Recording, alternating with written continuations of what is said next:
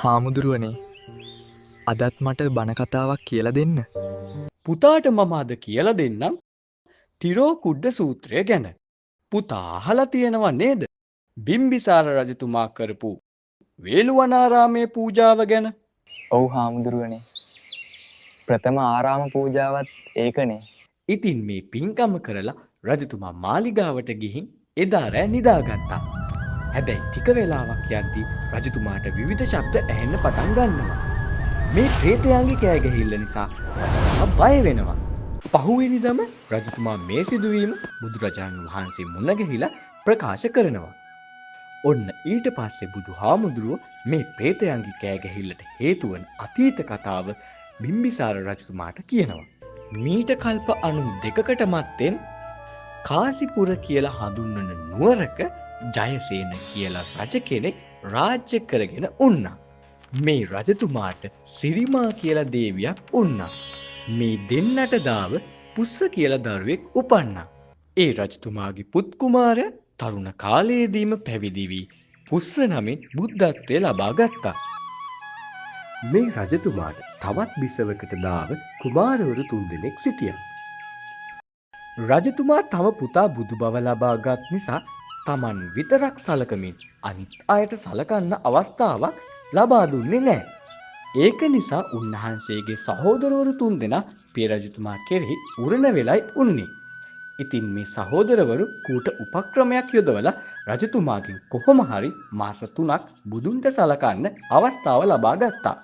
ඉතින් මේ 3 දෙනා තමන්ගේ ජනපද වාසීන් එක්ක එකතු වෙලා විහෙර විහාර කරවලා බුදුහාමුදුරුවන්ට උපස්ථාන කරගෙන ජනපද වාසීන්වත් බුදුදහම කෙරෙහි සිත් පහදවාගෙන ජීවත් වුණා. බුදුන්ගේ කාලයේ වුණත් පව් කරගත්ත අය ඉන්දියානේ. කොටසක් ඉන්දියා බුදුහාමුදුරන්ට වෙන් කරලා තිබ්බ දන් වැට හොරෙන් කෑවා. විනාශ කරා. ඔය වගේ පව් කරගත්තා. ඉතින් කාලයක් ගිහින් පුස්ස බුදුහාමුදුරුවෝ පිරිනිවන් පෑවා.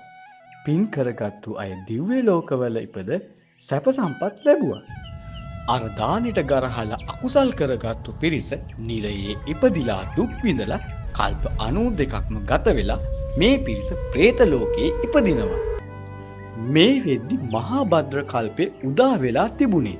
මේ പ്രേතයෝ බැලුවා ඇයි Tamanට අනිත් പ്രേතයෝ වගේ ඇඳුම් ආහාර පාන නැත්තේ කියලා. කකුසඳ කෝණාගමන බුදුන්ගෙන් පසුව බුදු වුණ කාශ්‍යප බුදුන් වහන්සේගෙන් තමයි උත්තරයක් ලැබුණේ. හිතන්නකො එච්චර කාලයක් මේ අය දුක් විඳා. උන්වහන්සේ මේ പ്രേතයන්ට වදාළනවා මතු කාලයේදී ගෞතම නමින් බුදු කෙනෙක් පහළ වෙනවාය. ඒ කාලයේදී රජකම් කරන්නේ බිම්බිසාර කියලා මහරජතුමෙක්ය.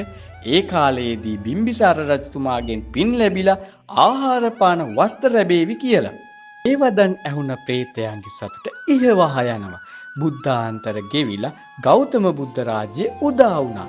එදා දන් දෙන්නට නායකත්වයේ ගත් කෙනා බිම්බිසාර රජතුමා වෙලා ඉපදිනවා.